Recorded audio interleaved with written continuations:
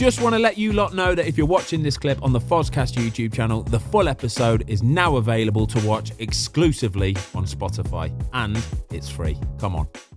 Robin Van Persie or Robert Lewandowski?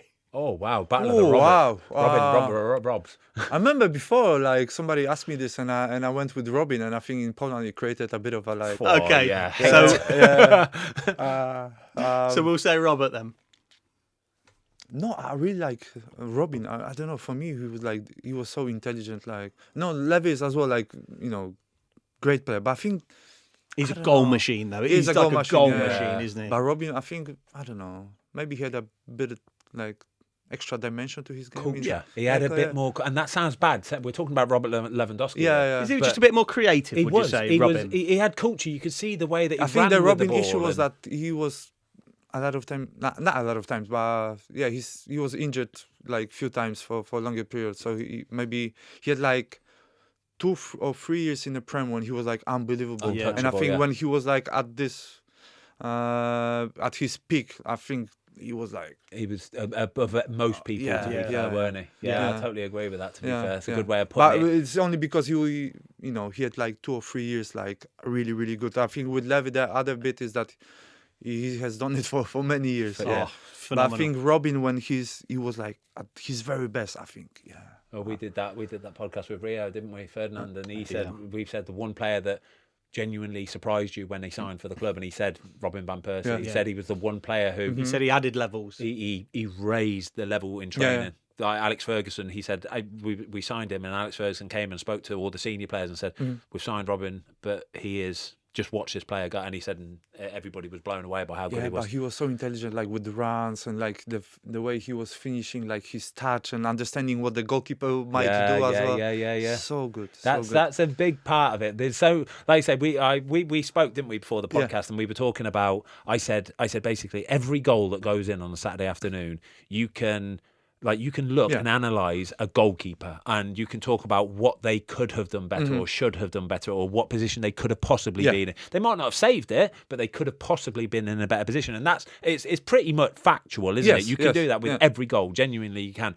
And then you can also look at strikers, and you can look at, if you slow it all down properly, body language. You can look at their eyes. Their eyes are the biggest telltale of everything. Absolutely everything. We spoke about it on the football fill-in this morning, Lucas. So Arsenal played Liverpool yesterday, and William Saliba is trying to shepherd the ball back to David Raya. Not once did William Saliba look at David Raya. If William Saliba would have looked at Raya, Raya would have known what he is trying to do, and he would have been able to come out and smother the ball. But because he didn't look, that one little tiny thing that might seem completely innocuous, that might not mean anything, but it means the world, doesn't it? You, as a goalie, you pick them towels up from looking at strikers. Dos was so good at it. Dos is so good. He would so give good. you everything. He would expose. Yeah. He would open his body, look at you, everything to let you know what he's going to do. That's why that's a little thing. Love playing with him. Yeah, that's brilliant. That's good insight, that is, chaps. Yeah, it's true. Right, so then just a little bit about Arsene Wenger, really. Okay. How was he with you? And no, with me he was like, if I think now, I think he was so good with me. We didn't really have like I don't know, big relationship when it comes to chatting a lot and talking about the situation or like my position, things like that. But I think with me he was so patient, because I had really like some bad periods, and I think any other club, any other maybe manager, he would just say, no, done, next one. And with me, I think he never really like said that to me, but I think he had believed that at one day I'm just gonna, blossom. Blossom in a So I think now I understand with the years that he'd really like, and I think I'm grateful and thankful for that he actually stuck with me, even though there were some really bad moments, and I had really some bad injuries, and my performances levels were like really bad. But he stuck with me. He had this trust, and so I'm always gonna appreciate that he. You know what? It sounds. I think the way you talk about Arsenal, it sounds to me like, obviously at that time it's not a great moment you're going through, but it's kind of it's made you the person you are. It's made you the goalkeeper you are, and enabled you to have the career that you've had through going through those adverse times. I read like an interesting quote that he said that when they asked him about trusting because at one point he almost went with the young players, and he said something like, "I'd rather invest in a younger player, because then I know that by the age of 24, 25, I'll have the player ready, you know, like with the experience and everything.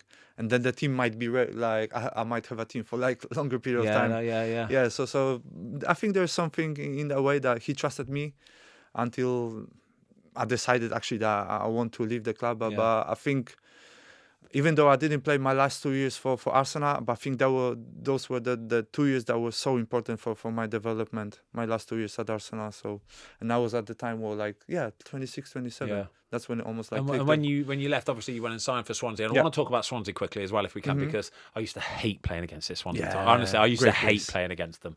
But that decision to leave Arsenal, I'd say it sounds a little bit like when it was my time at Manchester United, when I got to the end of being at Man United and I knew it was time to leave. I knew I needed to leave the club. It was too big for me. It was too big at that moment in time. I needed to leave to just try and make my own career away from it, away from all the pressure, away from all the glare. Was that a little bit what was behind the thought process for you? Yeah, very similar. For me, like the main thing was obviously playing games.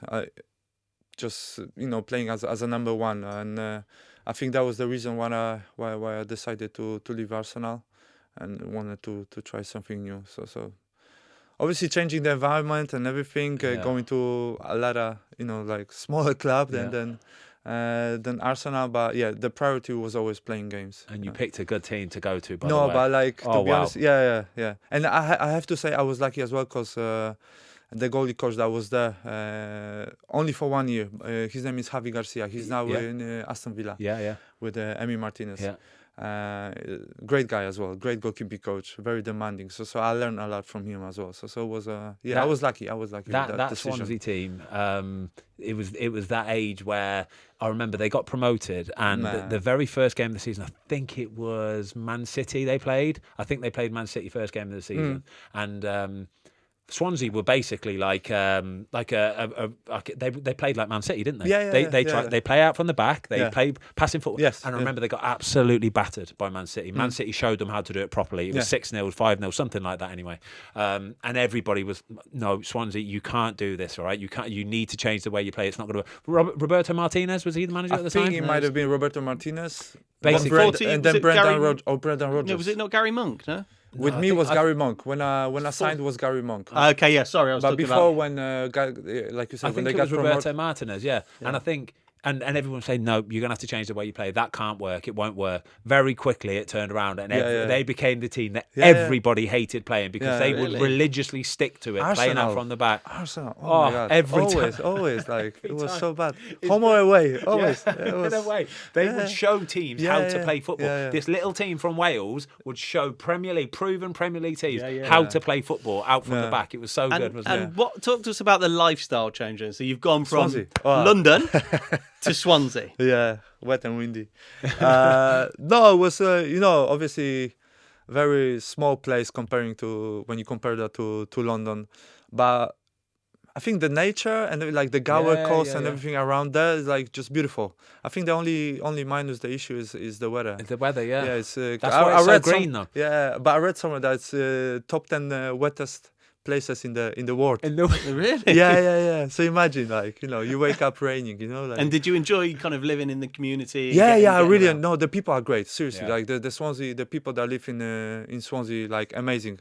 And I mean, not only the people that work for the club, but just like the local community, really, really good. So no, for me personally, for my family as well, was a really good time. Really, really good time. I think coming from London, where everything's like big, pacey, rushing.